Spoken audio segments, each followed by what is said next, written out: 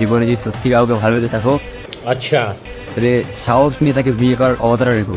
হ্যাঁ আচ্ছা তারপর? ছেড়ে যেও না, পাশে থাকো। না না ছেড়ে যাবো না, সবসময় পাশে থাকবো, তবে সেটা নিজের বউ হোক বা অন্যের।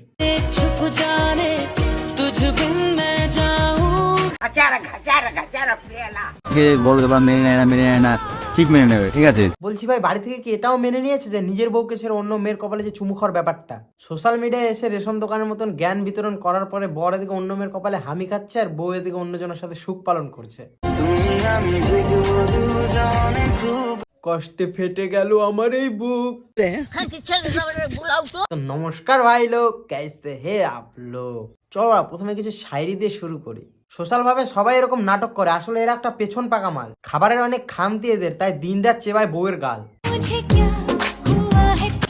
ঘরের বউ শুধুমাত্র সম্মানের জন্য, কিন্তু এদের একটুও নেই লজ্জা। কাদেরকে বোঝাবে, পারলে এরা ইনস্টা রিলের মধ্যেই করে ফেলে রিয়েলিস্ট ফুল সজ্জা। এদের ন্যাকামো দেখলে রাগ উঠে যায় মাথায়, কিন্তু বাটাম নেই আমার হাতে। দাদার কিন্তু অনেক ভিউজের অহংকার, তাই ডেকে দেখায় ভিতরে কি আছে। অল্প বয়সে পেকেছিল বাল, তার দুঃখ চিরকাল।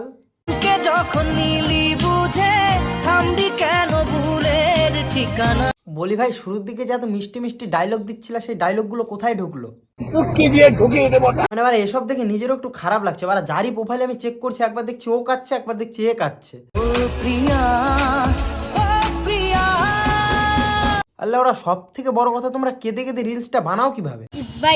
আমি 2-3 মাস আগে এদেরকে নিয়ে একটা ভিডিও বানিয়েছিলাম, সেখানে ভেবেছিলাম আর এদেরকে নিয়ে ভিডিও বানাবো না, কিন্তু নিজের লেবু নিয়ে নিজেই চটকাচ্ছে, সেটা দেখার পর আমি আর থাকতে পারলাম না। বলেছিলাম ভাই এগুলো ছেড়ে দে, ছাড়িসনি মনে হয়, তার জন্য বউটাই ছেড়ে দিয়ে গেল মনে হয়।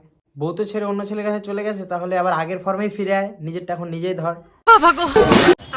জীবনে যদি সত্যি কাউকে ভালোবেসে থাকো, তাহলে সাহস নিয়ে তাকে বিয়ে করার অবতারা রেখো।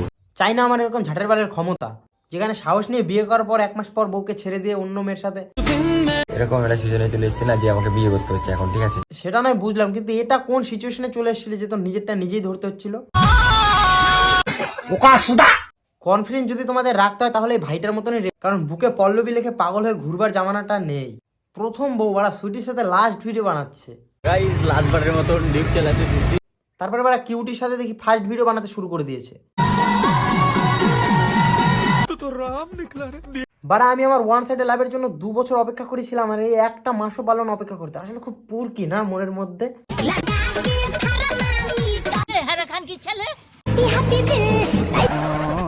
টাকা আর ছেলেটার দিক সামনে একটু লক্ষ্য করো, সামনে মনে হয় কেউ দই ফুচকার আর পাপড়ি চাটের বাটি রেখে দিয়েছে। আর মেয়েগুলো যে এর সাথে কেনই রিলস বানাতে যায় ভাই, বউটা তো রাগ করবে নাকি? তোমাদের তো একটু বিবেক থাকা উচিত। পেছনে দাঁড়িয়ে এলে ওরা ঠোঁট কামড়ে হয়ে রিলস বানাচ্ছে, আর বউ দেখে কষ্ট পাবে তো নাকি? তাহলে পয়েন্ট টু বি নোটেড, বউ লাইফ থেকে চলে যাওয়ার পর দিলটা হ্যাপি হয়ে যায়। আচ্ছা থাকো, চিরকাল ছিঁড়ে খাও বেড়ার বা। আমি খালি এটুখানি ভাবছি, এই ছেলেটা কদিন আগে এত নাটক করলো, হা করে কাঁদলো, সে নাকি আবার এক ঝটকায় সুইচ করে জিনা হে বাস তেরে সঙ্গ মারাচ্ছে। हाँ आदित्य कुमार 6 क्लास में पढ़ते हैं।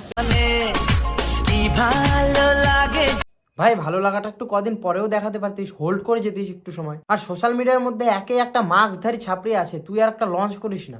আর অনেকক্ষণ তো বয়ফ্রেন্ডকে নিয়ে কথাবার্তা হলো, এবার গার্লফ্রেন্ডের অবস্থাটা কেমন আছে একটু দেখে আসি।